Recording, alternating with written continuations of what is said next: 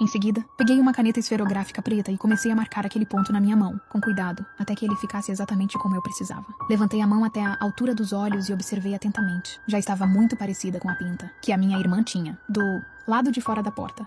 Ouvi o chamado carinhoso da minha mãe. Já vou, respondi. Mostrei minha mão de forma natural e descontraída. Éramos uma família de 3 pessoas, feliz e em perfeita harmonia. Nas semanas seguintes, vivi dividida entre o medo constante e o conforto de dias tranquilos. Eu não sabia que receber o mimo dos meus pais poderia tornar a vida tão confortável. Eu tinha alguém para me dar comida na boca. Não importava se as coisas davam certo ou errado, e a minha mesada era tanta que eu nem conseguia contar. Não importava o que eu fizesse, sempre ouvia os elogios dos meus pais. Eu podia fazer birra à vontade, que minha mãe sempre me acalmava com carinho. Bastava fazer um pouco de manha, e fosse o que fosse, eles davam um jeito de comprar pra mim. Eu nunca tinha vivido dias tão felizes, mas quanto melhor meus pais me tratavam, mais aterrorizada eu ficava, com muito medo de me expor acidentalmente a cada dia. A pressão era tão grande que eu quase não conseguia dormir à noite. Eu não podia mais entrar em contato com nenhum dos meus antigos amigos, nem mesmo trocar uma palavra com a minha melhor amiga, porque eu me lembrava de que minha irmã tinha dito que a odiava. Eu precisava correr o risco de brincar todos os dias com os amigos da minha irmã e, ao mesmo tempo, não podia deixar que eles percebessem que eu tinha tomado o lugar dela. Eu não tinha sequer uma válvula de escape para aliviar a tensão. Não demorou muito para que eu não aguentasse mais. Tomei a decisão de contar a verdade aos meus pais. Mesmo que eu levasse uma bronca ou até mesmo uma surra, eu aceitaria. Pelo menos assim eu poderia voltar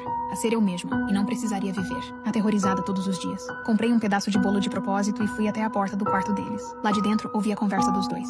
A coitadinha da criança. Uma água tão funda, e ela foi arrastada assim. Quando a correnteza a levou, nós nem a chamamos de volta. O tom da minha mãe era de partir o coração. Soava extremamente triste. Meu pai deu um suspiro profundo. Não consegui evitar e esfreguei os olhos, emocionada. Então, meus pais também ficavam tristes com a minha morte. Não era verdade que eles não se importavam, como pareceu naquele dia. Eles ainda me amavam. Meu coração, que estava apertado de ansiedade, finalmente se acalmou. Repeti mentalmente umas 10 vezes o que iria dizer para confessar tudo. Tomei coragem e abri a porta. Pai, mãe, eu tenho uma coisa para falar com vocês. Quando minha mãe me viu, seus olhos brilharam. Wan, como você sabia que hoje é o aniversário da mamãe?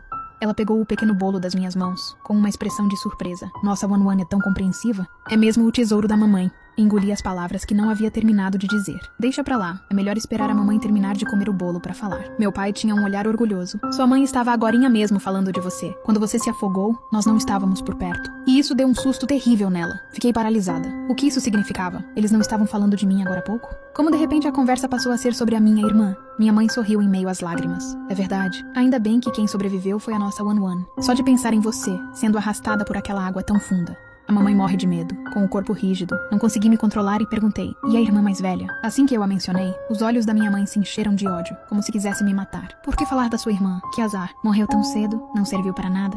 Criei ela por tanto tempo à toa. Em poucos anos ela seria maior de idade, com notas tão boas. O dote de casamento poderia